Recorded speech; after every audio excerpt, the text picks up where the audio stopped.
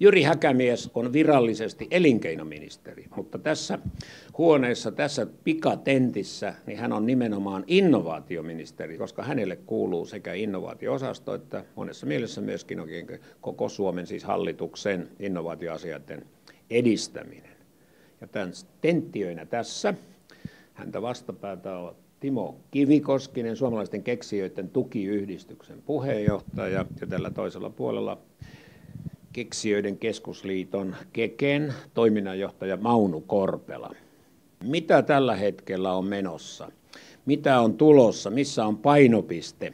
Eli miten Suomi nyt sitten lähiaikoina, lähivuosina, tämän hallituskauden aikana saatetaan sille kuuluisan sateenkaaren tuolle puolen? Hyvä kysymys. Mä sanoisin näin, että kaikki kulminoituu sanaan kasvu. Et kun ajatellaan Euroopan taloustilannetta viime kuukausina, niin puhutaan vain velkaongelmasta. Ja se on totta. Mutta sen velasta irtipääseminen edellyttää kasvua, yritysten kasvua, ja kaikki tutkimukset kertoo siitä, että ne maat, jotka panostaa innovaatioihin, siihen, että yritykset ottavat uusia tuotteita, uusia palveluita, pärjäävät paremmin. Näin ollen niin kuin kasvu, innovaatiovetoinen kasvu on niin kuin se keskeinen sana. Ja sitä tapahtuu monella sektorilla, miten hallitus voi edesauttaa. Mutta päähuomio on siinä, että yrityksillä on hyvät olosuhteet kasvaa, koska yritykset, ihmiset tekee sen kasvun. Valtiovalta voi tukea, kannustaa ja edesauttaa, mutta valtiovalta ei sinänsä tee sitä kasvua. Edellinen hallitus pyrki aikaansaamaan Suomeen innovaatiostrategian. Se jäi kuitenkin tekemättä, syntyi vain eduskunnalle annettu selonteko ja myöhemmin eräänlainen selvitys, joka jäi kokonaan eduskunnalta käsittelemättä. Onko nykyisen hallituksen tavoite ja tarkoitus aikaansaada asiakirja, jonka otsikkona olisi innovaatiostrategia, ja jos, niin milloin semmoinen valmistuisi ja miten siihen ehkä voitaisiin myötä vaikuttaa sen syntymiseen? Kyllä tämmöinen strategia on tarkoitus tehdä johtuen siitäkin syystä, että IPR-kysymykset on nousseet koko ajan entistä suurempaan niin kuin rooliin. Kansainvälisesti, Euroopan tasolla ja suomalaisten tai Suomessa toimivien yritysten niin kuin näkökulmasta. Toinen, otan yhden esimerkin hallitusohjelmasta. Siellä puhutaan, että kansallisten tietovarantojen avaaminen. Eli millä tavalla sitä ikään kuin jo olemassa olevaa tietoa voidaan jalostaa, voidaan muuttaa, kehittää tuotteiksi. Ja siellä on paljon niin kuin uusien innovaatioiden, uusien keksintöjen aineesta. Eli avaamalla ikään kuin julkisia tietovarantoja ja muuttamalla niitä tuotteiksi. Vähän tarkemmin, että missä sitä tehdään, milloin se tulee ja missä määrin tämä käyttäjälähtöisyys, ikään kuin kohdelähtöisyys voisi siinä olla mukana.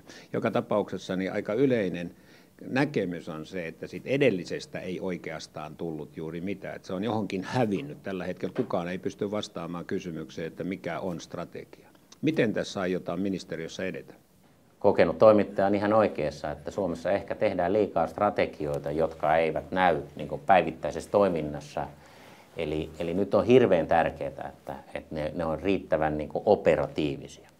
Ja oikeastaan strategia tehdään TEMissä ja meidän näkökulman pitää juuri olla se, että mitkä on ne asiat, kysymykset, joilla edistetään sen innovaatio- ja liiketoiminnan niin kuin kehittymistä. Ja mitkä sitä rajoittaa? Tämä on myös Euroopassa hyvin keskeinen kysymys. Nyt kun huippukokous oli viime viikolla, siellä oli hyvin keskeisenä asiana tämmöinen digitaalinen agenda. Eli digitaalisuus edistyy ja sitä edistetään ja uskotaan, että sillä olisi Euroopan taloutta tämmöinen freesaava vaikutus. Totta kai sitten tekijänoikeuspuolella opetus- ja kulttuuriministeriön keskeisessä roolissa, että näihin kysymyksiin ottaa kantaa useampikin ministeriö Suomessa, eli elinkeinoministeriöllä on luonnollisesti elinkeinonäkökulma. Opetus- ja kulttuuriministeriöllä varmaan enemmän tekijänoikeudellinen näkökulma. Ja meidän pitää pystyä löytämään entistä parempi balanssi varmaan näiden kahden näkökulman välillä.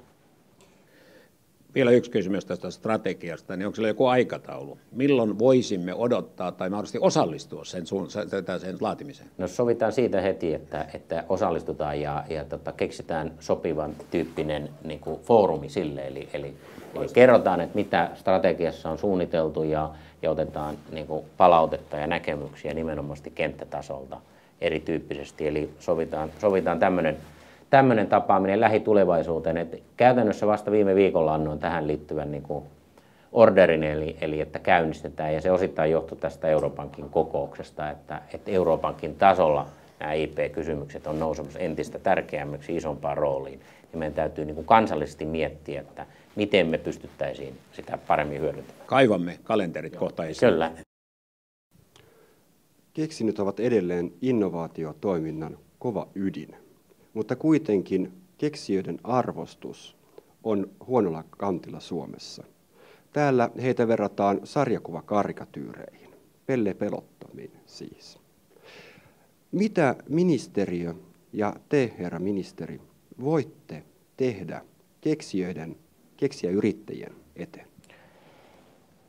No voi sanoa, että meillä on hirveän hyvä yhteistyö Keksintösäätiön kanssa, jolla on iso vastuu juuri siinä, iso tehtävä siinä, että millä tavalla autetaan, kannustetaan ja viedään keksintöjä eteenpäin, koska kaikkihan tähtää siihen, että keksintö hyödynnetään kaupallisesti, että se jollain tavalla parantaa jonkun tuotteen tai jonkun yrityksen niin kuin, taloudellista toimintakykyä, ja Keksintösäätiöllä on ollut ja tulee olemaan hyvin keskeinen rooli tässä. Ja asiamiestensä kautta, hyvin likeisessä yhteistyössä yliopistojen kanssa, erilaisten vaikkapa Tekesin ohjelmien kautta, tämä on se tie. Ja mä en pitäisi pellepelottomia niin kuin haukkumasanana, vaan minusta se on myönteinen ilmaisu, että niitä ihmisiä, jotka uskovat, että on toisenlainenkin tapa ratkaista joku asia ja on tavallaan semmoista niin kuin kekseliäisyyttä sanan varsinaisessa merkityksessä. Mutta Keksintösäätiö on ollut olemassa pitkään. Se vietti juuri 40-vuotisjuhlia ja edelleen tilanne on tämä. Ja jonkun mielestä sitten Keksintösäätiö on monessa mielessä ikään kuin organisaatio, jolle keksiminen on ulkoistettu 10 miljoonalla eurolla. Ja siinä mielessä tullaan vähän niin kuin ikään kuin järeimpiin asioihin, että millä tavalla keksijästä tulisi inventor, joka on kunnioitettu asia. Kaikki kunnia sille, että Jyri Häkämies ei pidä sitä pellepelotonta sellaisena, kun sitä usein sanotaan. Vaan mitä tässä voisi tehdä? No, mä oon viehtynyt jossain määrin Bengt Holmströmin lausahdukseen, joka sanoo, että innovaatio ei synny rahan paljoudesta, vaan sen puutteesta. Että on tarve ratkaista joku asia niin kuin tehokkaammin ja taloudellisempi niin, että se tuottaa enemmän. Ja nyt, jos koska, on tällaisille tarpeita, koska rahasta on vähän pulaa ja tarvitaan kehittää yritysten niin kuin kilpailukykyä. Kyllä mä niin kuin kannustan, niin kuin, että se ei varmaan ole niin kuin yksi organisaatio pelkästään, mutta Keksintösäätiö on ollut se väylä. Ja eri ohjelmien kautta on esimerkiksi Keksintösäätiötä on vedetty ja sen jäsenistöä ja sen keksintötoimintaa vedetty tiiviimmin vaikkapa meidän yrityskehityshankkeisiin. Viko on tämmöinen vaikkapa Tekesin yrityskiihdyttämö ja heillä on yhteistyötä Keksintösäätiön kanssa. Että kyllä se yhteys pitäisi sinne yrityselämään, että ne keksinnöt parantavat tai muuttuvat tuotteiksi. Keksintösäätiön kautta keksijöiden tukemiseen on tänä vuonna ohjattu noin 10 miljoonaa euroa, joka on määrältään täysin riittämätön. Onko ajateltuna mitään sen suuntaista, että tämä keksijöiden tuki voisi merkittävästi kasvaa? Esimerkiksi niin, että Tekesin noin 500 miljoonasta joku merkittävä osa lohkaistaisiin suoraan ruohonjuuritason keksijöiden keksintötoiminnan tukemiseen. Silloin kun me kehitetään sitä, että keksinnöt muuttuu kaupallisiksi tuotteiksi tai parantavat jo olemassa olevia, niin silloin pitää miettiä, että onko tapoja ikään kuin myöskin taloudellisesti kannustaa entistä paremmin keksijöiden tai keksintösäätiön toimintaa. Tietenkin on nyt sanottava näinä ankeina taloudellisina aikoina, että nyt on vaikea luvata suoranaista budjettitukea, kun budjettia leikataan. Mutta yhteistyössä, kun me kerran puhutaan keksinnöistä, niin meidän pitää keksiä entistä niin kuin kannustavampia rahoitusmalleja, eiköhän me keksijät siihen kyetä. Miten ministeriö ja erityisesti ministeriön innovaatio-osasto tulee nyt toteuttamaan sitä vaatimusta, jonka mukaan IP- ja IPR-asioita tulisi edistää maassamme? Se on varmasti totta, että tiedon tarvetta on olemassa, sitä on varmasti kaikilla tasoilla, mutta ennen kaikkea niin kuin siellä käytännön keksijätasolla. Että ensinnäkin, että mitä linjataan, miten me saataisiin näistä keksinnöistä, innovaatioista enemmän talouteen puhtia ja vauhtia. Ja sitten se, että mikä on sen yksittäisen keksijän ikään kuin oikeudellinen asema, jonka hänelle riittävästi tietoa. Että muun muassa tämmöiset tilaisuudet, jossa nyt olemme, niin jossa olette, niin on yksi tapa lisätä sitä tietoa. Tähän on kuitenkin pakko sanoa, että siis innovaatioasiat tai ikään kuin koko se innovaatiomaailma ja sen edistäminen, niin nehän on tällä hetkellä 3 ministerin alaisia tässä. Ja sen takia niin kuin pakko kysyä, että mitä järkeä tässä oikeastaan on ja mitä mieltä herra ministeri on siitä, että ne keskitettäisiin nyt, niin kuin aina joskus on yritetty, niin yhden ministeriön, tässä tapauksessa yhden ministerin alaisuuteen. Tämä on ollut esillä ja taisi olla noin 5 vuotta sitten silloin eduskuntavaalien alla ja silloin kyllä kansanedustajaehdokkaana sähköposti täyttyi kentän palautteesta ja huolista ja ehkä siitä palautteesta viisastuneena niin puolueet ovat todenneet, että tämä nykytila on se, jonka pohjalta hommaa kehitetään, eli tätä keskittämistä ei nykyinen hallitus ole tekemässä, vaan silloin se edellyttää, että kun on 3 kokkia, niin meidän pitää entistä paremmin pystyä yhteistyöhön. Herra ministeri on jossakin haastattelussaan kertonut haluavansa olla PK-yritysten asiamies. Miten tämä toteutuu innovaatiokentällä keksijäyrittäjien kohdalla? No, mä oon käyttänyt tätä määritelmää kuvatakseni, että paitsi että meillä on työ- ja elinkeinoministeriö ja itsellä tämä elinkeinoministerin salkku, jossa niin kuin monella tavalla tähtäin on edesauttaa ja kannustaa yrityksiä niin kuin eri yrityksen toimintavaiheessa, mutta tällä yritysasiamiesroolilla sitä, että yrittämiseen liittyviä asioita päätetään monessa muussakin ministeriössä. Että jos ajatellaan vaikka keksintöjä, oikeusministeriöllä on tärkeä rooli. Aikaisemmin totesimme, että opetus- ja kulttuuriministeriö. Eli tuoda se elinkeinoyritysten tai yksittäisen keksijän näkökulmaan niiden muiden ministeriöiden niin kuin työhön ja ajatteluun.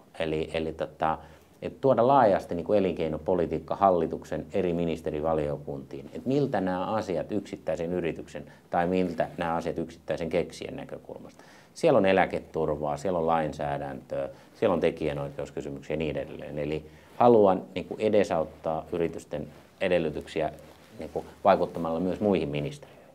Suomen yrittäjien tulevaisuusvaliokunnan puheenjohtaja Veikko Tervonen on joskus sanonut, tai oikeastaan kysynyt, että mihin perustuu se ylivoimainen osaaminen, tai mistä tulee se ylivoimainen osaaminen, jolla tai jonka perusteella innovaatiot ja keksintötoiminnan edistäminen on monopolisoitu julkiselle sektorille. Pakko ikään kuin politisoida asiaa ja kysyä, että mitä tähän sanoo markkinataloutta voimakkaasti edustava ja kannustava elinkeinoministeri. Nyt on niin kuin hirveän tärkeää niin kuin hahmottaa, että mikä on niin kuin yhteiskunnan valtion tehtävä. Ja se on luoda niitä edellytyksiä, että lainsäädäntö on kunnossa, siellä on tiettyjä tukijärjestelmiä, mutta kyllä ne tekijät on siellä yrityksissä ja yksittäiset ihmiset, yksittäiset niin kuin keksijät. Et jos väittämä pitää paikkansa, niin mä haluaisin ainakin sitä monopolia keventää ja kannustaa siihen aktiivisuuteen, jota on yrityksissä, joita on järjestöissä, joita on kentällä, myös niin kuin organisatorisesti. Että mun mielestä ollenkaan kaikki viisaus ei asu niin kuin ministeriössä, vaan meidän tehtävä on kannustaa kenttätason toimintaa. Mutta yhtä hyvin tässähän on tehty esityksiä, siis ikään kuin kansainvälinen evaluointiryhmä arvioi suomalaista järjestelmää ja kritikoi sitä. Vesa Puttonen teki ikään kuin pitkälti jo esityksen, että Suomi voisi oppia Israelin järjestelmästä, joka on jo paljon kevyempi ja monessa mielessä ikään kuin markkinataloushenkisempi. Sen takia Suomessa on paljon, myöskin tässä pöydässä varmaan on vielä muitakin kuin minä, niin, jotka kysyvät, siis ovat sitä mieltä, että oikeastaan tässä pitäisi myöskin itse järjestelmään puuttua. Muistaakseni Alfred viimeksi sanoi, että tekes pitäisi räjäyttää. Että jos halutaan kuitenkin, että siihen aika radikaalillakin tavalla voitaisiin puuttua, oikeastaan se on innovaatiotoiminnan hengen mukaista. Meillä valtion eri toimijoiden Tekesin esimerkiksi rooli on olla niin kuin rahoittamassa innovaatiotoimintaa ja meillä ei ole sellaisia niin kuin muita pääomia hirveästi markkinoille. Tämä on hirveän tärkeä pointti. Eli että meidän pitäisi pystyä niin kuin saamaan muitakin kuin valtio sijoittamaan keksintöihin, sijoittamaan alkaviin yrityksiin. Eli myöskin tässä mielessä ikään kuin kanavoida semmoista aktiivisuutta. Ja mä olen asettanut tämmöisen Kari Stadikin työryhmän miettimään, että miten suomalaiset yritykset saisivat kasvulle lisää rahoitusta. Ja silloin mä en puhu valtion rahoituksesta, vaan mä puhun yksityisestä rahoituksesta.